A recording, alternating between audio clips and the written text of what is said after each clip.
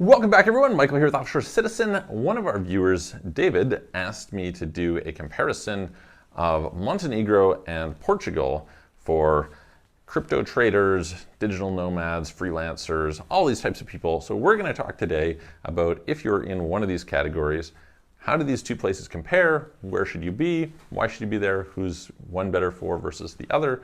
And, before I get started, I'd love to hear from you guys.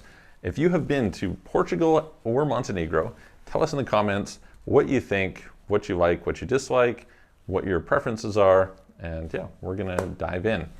So let's start at the top. And before we do though, please hit the subscribe button, hit the notification bell, hit the like button if you like the video as we go through. And if you'd like help with these subjects of where to relocate, getting set up, what residencies, what citizenships, forming companies, optimizing tax, etc., please reach out to me. You can book a call, calendly.com/Michael-Rosmer, link in the description below, or send us a message to our website, offshorecitizen.net, offshorecapitalist.com. Okay, so these ones are pretty comparable in certain regards, right? Starting with climate. So certainly, both are pretty good climates, right? By many people's standards, some of Portugal would have some of the best climate in Europe. And I think Montenegro has some quite great climate. They're also fairly actually diverse in their climate because of the fact that Montenegro, if you haven't been there, it's very beautiful. I really recommend you go. I have some videos showing off kind of there when I was filming from some of the locations near Herzegovina and Kotor Bay and things like this.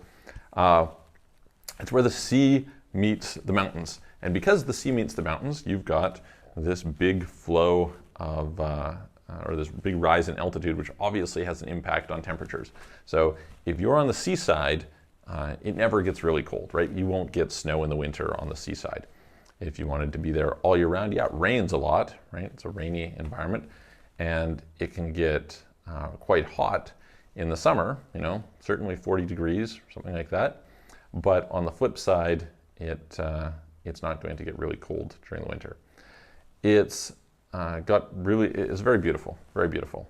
There's very beautiful parts of Portugal as well, so certainly not to discount that. I think they're both kind of comparable in this regard. And again, kind of comparable in terms of the climate as well, because it's kind of rainy and miserable in the winter in Portugal, at least for my liking. Although, to be fair, Portugal has Madeira and things like this, that it's certainly, Portugal is just much more diverse, right? It's a bigger country, it's got more to offer in that regard. But similar if you're looking for weather. Okay, so let's start with that. They're pretty similar. Now, in terms of what they offer, Portugal's fairly well connected by air, not the most amazing, but fairly well connected. Easily go to London, to the US, all across Europe. Montenegro is terribly connected, just terrible, okay? You have airports in Tivat, which is like the world's tiniest airport. You could cross the border into Croatia, go to Dubrovnik, which is an okay airport, but the fact that you have to cross this border is not that great. And depending on where you are if you're in Budva, it's actually quite a ways to go there. Then you've got Podgorica, which again, pretty small airport and not so great. None of these airports are well connected, okay? None of them are gonna give you good access. So in terms of connection, it's much, much worse to be in Montenegro than it is in Portugal. This being said, by all means, go to both of them. These are beautiful countries. Go and check them out. As a tourist, I love Montenegro. It's wonderful. As a place to live in terms of what they offer, certainly there's more that's offered in Portugal. So Montenegro, you can just kind of conceptualize. It's a country of 650,000 people who come from a fairly homogeneous culture. And the consequences of that are there's a lot of the same food. There's great seafood. You can have wonderful grilled fish or octopus or something like that, which, by the way, you can get amazing seafood in Portugal as well. But if you wanted to go for sushi in Herzegovina or something, there's just no sushi, right? There's certainly not good sushi. If you wanted to go for Thai or Indian food, the variety of food is just much worse. Likewise, if you want to order things online, etc. This is not really a thing that goes on in Montenegro. And so you're much more, your world conveniences are less in that regard, okay? This being said, if you want a place where it's more, I would say, relaxed and less connected with something like the EU, certainly, Portugal is kind of a socialist haven within the EU to a large extent. whereas Montenegro is not, right? Montenegro is not a part of the EU. It's kind of its own little thing. It's much smaller. It's I mean, basically the whole country fits in the size of Lisbon, right? So you can kind of compare accordingly. As a result, it's less dynamic in terms of people who are building things, making things happen, etc. So in that ecosystem is less. Now, maybe it doesn't matter to you because you're able to operate online. I find that the online infrastructure from Montenegro is not amazing. It's not terrible, but it's not amazing. Okay, so that's something to be aware of. Whereas in Portugal, it's definitely much better. All right. If you're talking about taxes, I mean, the tax system is very simple in Montenegro. You've got 9% flat tax, and so that's pretty compelling. By contrast, in Portugal, tax system is terrible unless you're under the non-habitual residency regime. If you're under the non-habitual residency regime, it can be good. There's ways that you can pay 0% tax if you're in certain situations, your income comes from the right source, etc. But in a bunch of other cases, you could pay 10, 20, 28+% tax. So, definitely from that standpoint, you're better off being in Montenegro. So the question originally that our viewer David was asking was a little bit about, as a crypto trader, et cetera. As a crypto trader, okay, specifically trader, you're going to save a lot more money in Montenegro. Montenegro also has lower cost of living, right? So your ability to just get by with low costs, much better in that regard than in Portugal. So something to also be aware of.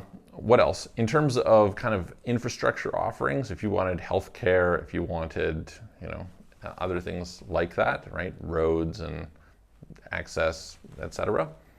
Definitely Portugal is better, like a lot better than Montenegro. Again, Montenegro is a small, relatively poor, beautiful nation sitting kind of apart from things, whereas Portugal is also poor, I guess, but it's a country that just has more people, has more to offer, etc. So normally, if you were to go and spend a month in Montenegro, you'd probably enjoy it, love it, see some beautiful things, etc.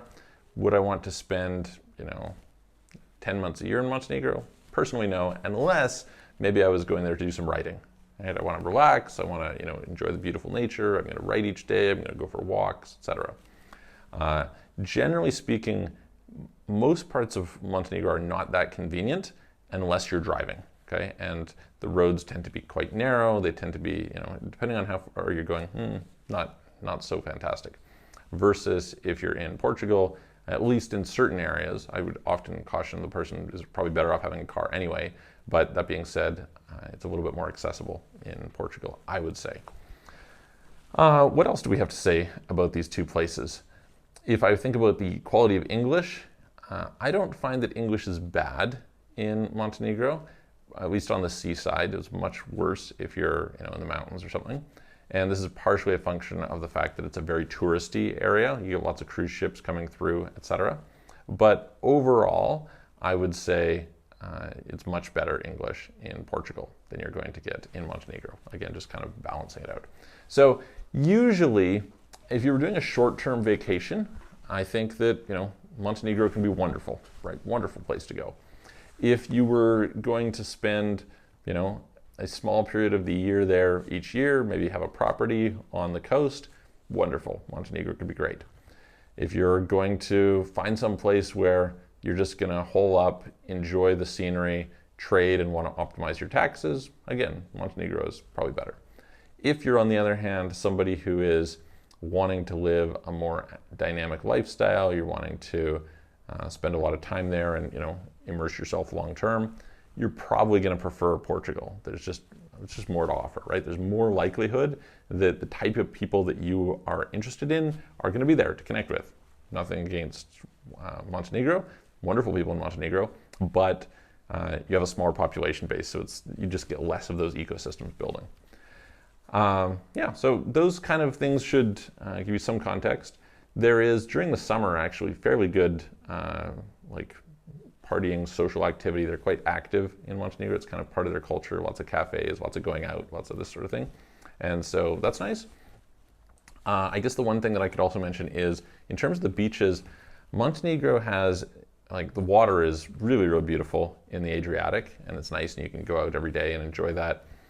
But it tends to be rocky beaches everywhere, and typically quite small. There are a couple exceptions to this, but they're the exception, not the rule.